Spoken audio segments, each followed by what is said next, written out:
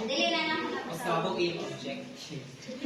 Sa pasangsa na ang meaning sa food preservation is the process of slowing or stopping spoilage to extend a food's shelf life by inhibiting microbial growth and chemical reaction. Common methods include low temperature techniques like refrigeration and freezing, high temperature methods like canning and pasteurization, drying and using chemical preservation, preservative like salt and sugar.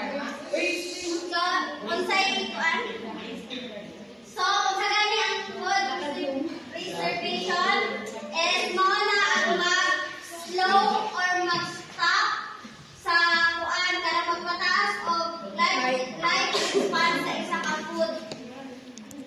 Ibalik, for example is nagpalit ko fish or isda sa palengke, tapos kunya pa man ninyo lutoon, butangan sa ninyo asin. Sa iba sa ito, mas napataas niya ang kuwan dili-dili. Hindi malata. So, temperature-based method. Char, na-expose.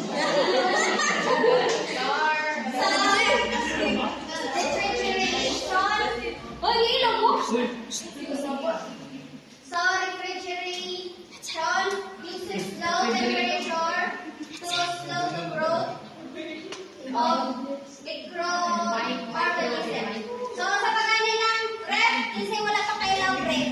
Ako. Ina, ikaw wala ka tayo sa ref. So, ang ref, ibutang man dyan na itong pagkaon dira para dali mapanikos. Susan, ibutang dira para detect lang.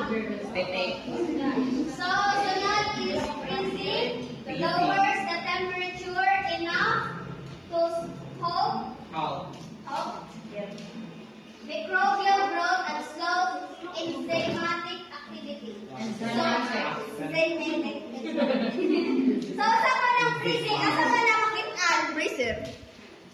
Pwede freezer o nahapon sa ref. Yes. Sa taas. Sa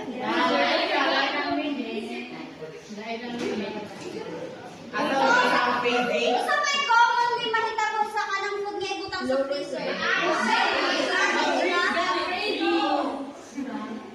Freeze mo na siya.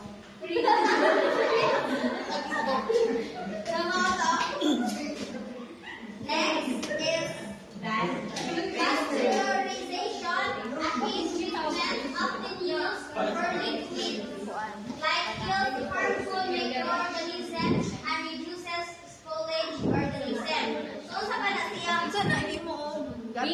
Basta man ang spoilage. Pagkadaot sa pagkain. An example ani is Mold.